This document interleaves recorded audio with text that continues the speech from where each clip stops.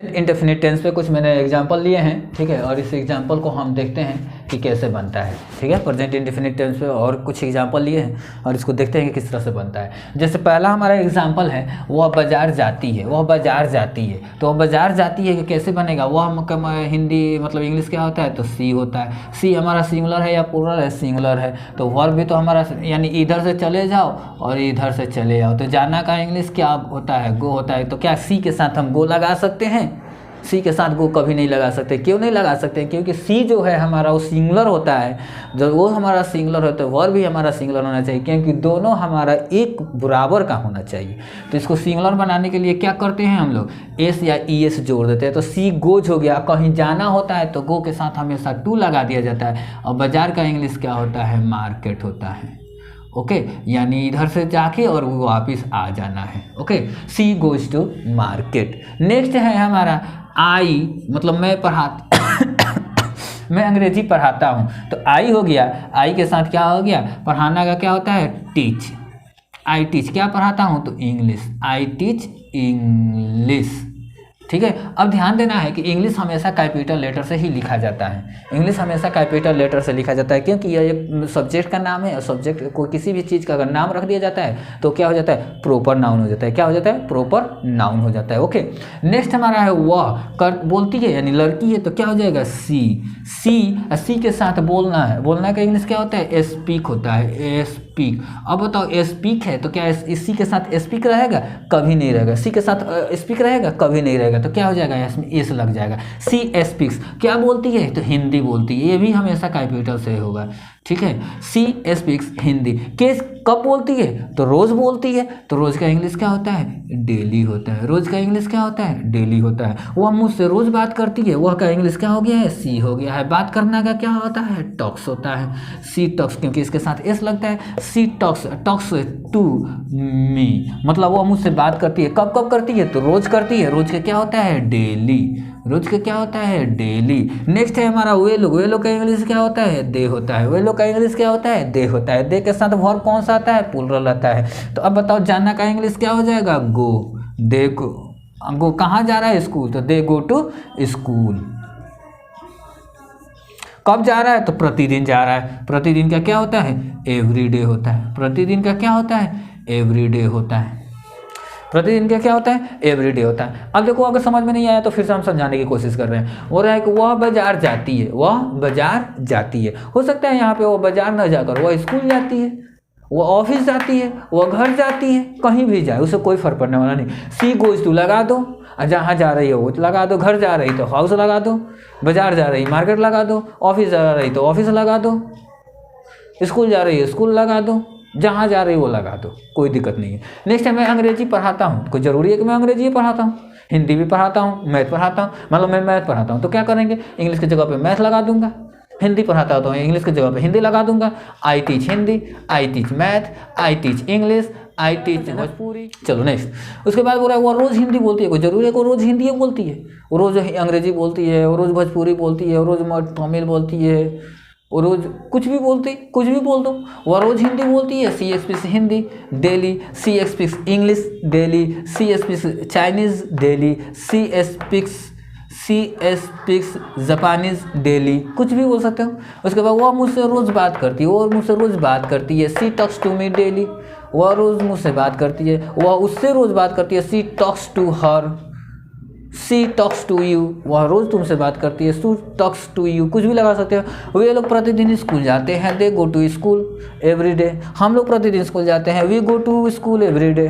वह प्रतिदिन स्कूल जाती है, she goes to school every day, कुछ भी लगा सकते हो।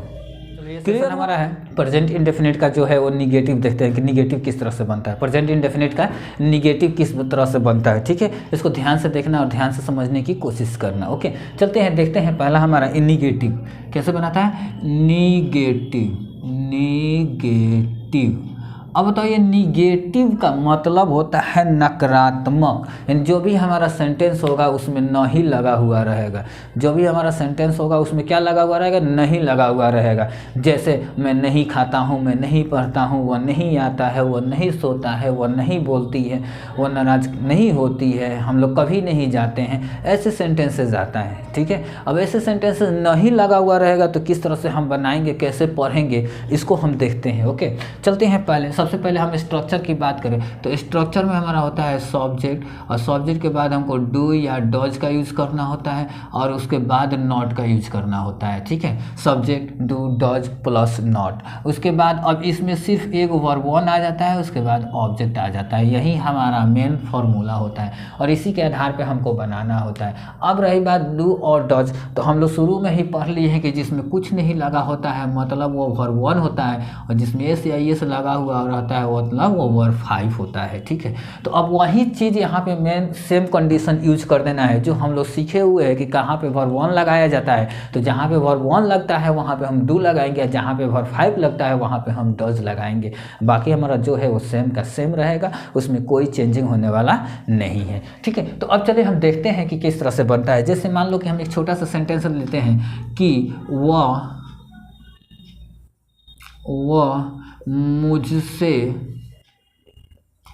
बात नहीं करती है, वह मुझसे बात नहीं करती है। इसको हम किस तरह से बनाएंगे? वह मुझसे बात नहीं करती है, ऐसे तो मान लो कि जिसको आता है वो तो फटाफट बना देगा, लेकिन जिसको नहीं आता है उसके लिए हम समझा रहे हैं। जैसे वह मुझसे बात नहीं करती है तो क्या बना दोगे? She doesn't talk to me, she doesn't talk to me ऐसे बना दोगे। लेकिन जिसको नहीं आता है उसके लिए हम क्या करेंगे? सबसे पहले इसका इंग्लिश हम लिखेंगे। उसका इंग्लिश क्या होता है? सी होता है। सी के साथ हमको वर्ब वन या वर्ब फाइव लगता है तो वर्ब फाइव लगता है, तो वर्ब फाइव यही ना है, डॉज है, सी डॉज। उसके बाद नॉट है तो हम नॉट लगाएंगे, सी डॉज नॉट।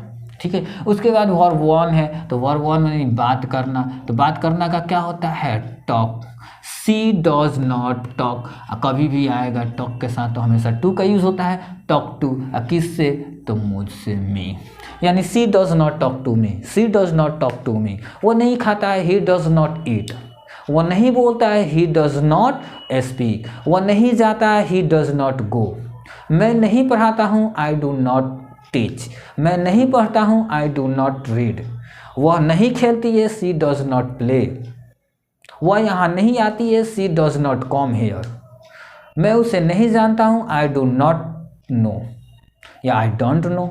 शॉर्ट कर बोल सकते हैं आई डोंट नो या आई डू नॉट नो। ठीक है, मैं उसे नहीं जानता हूँ, I do not know him. वो मुझे नहीं जानती है, she does not know me. Clear हुआ या नहीं हुआ? अगर इस तरह से आप लोग भी प्रैक्टिस करोगे तो बहुत ज़्यादा बना सकते हो। और टेंस जो होता है, लोग बोलता है ना टेंस काल है, ये वास्तव में ये कुछ होता नहीं है। ये आदमी सोच है, अपना अपना सोच होता है कि कितना भारी है। जो अगर कोई भी चीज़ हम नहीं पढ़ेंगे ना, कोई भी चीज़ अगर हम नहीं पढ़ेंगे तो हमारे लिए वो भारी ही होता है। अगर एक बार इसको ध्यान से पढ़ लो, समझ लो, देखो ये होता है या नहीं होता है। इज इट क्लियर या नॉट क्लियर? Okay, clear. चलो ठीक है, जब क्लियर है तो एक एग्जाम्पल और देखते हैं। एक एग्जाम्पल हम देखते हैं, जैसे मान लो कि हमारा अगला एग्जाम्पल है कि वे लोग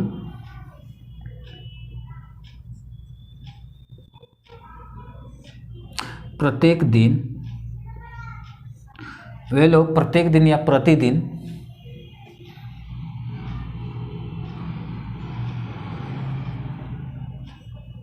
स्कूल नहीं जाते हैं।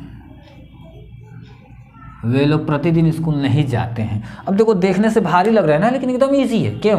क्योंकि हमारा नियम कहता है कि पहले सब्जेक्ट लगा दो। सब्जेक्ट हमारा क्या होता है? दे होता है। दे के साथ वर्ब वन चाहिए। वर्ब वन कौन सा है? डू है। नहीं लगा हुआ है, नॉट लगा दो, दे डू नॉट। ठीक है, जा रहा है लोग तो भेज दो, गो। कहाँ? तो school, go to school.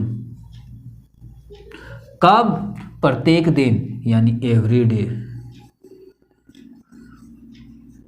Every day यानी they do not they do not go to school every day, they do not go to school every day, they do not go to school every day.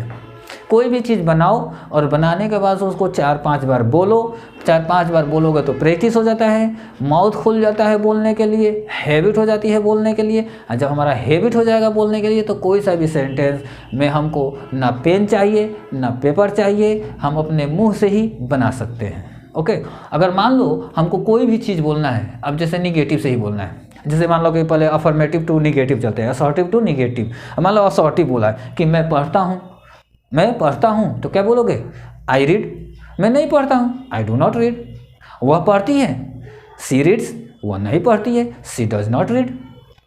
वह खाती है, सी Yeats, वह नहीं खाती है, she does not eat. हम लोग जाते हैं, वी गो।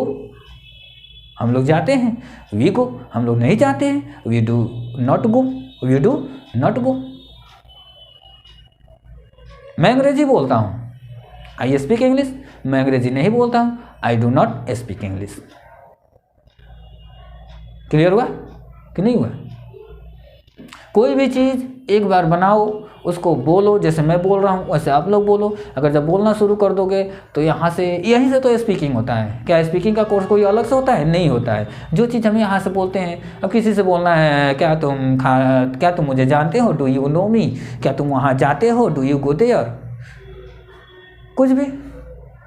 क्या मैं आपका पेन यूज कर सकता हूँ, मैं आई यूज योर पेन? कुछ भी बोल सकते हो। तो यहीं से हमारा स्पीकिंग होता है, यहीं से हमारा स्पोकन होता है। स्पोकन कहीं अलग से जन्म होकर नहीं आता है, ठीक है।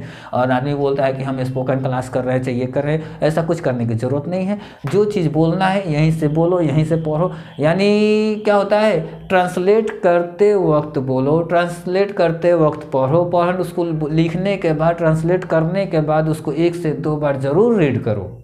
1-2 बार रीड करोगे तो बोलने के लिए माउथ खुल जाएगा, और एक बार माउथ खुल गया तो हम आसानी से कोई भी सेंटेंस होगा हमारे पास आएगा ना, तो हमको ना ही पेन चाहिए ना ही पेपर चाहिए, हम आसानी से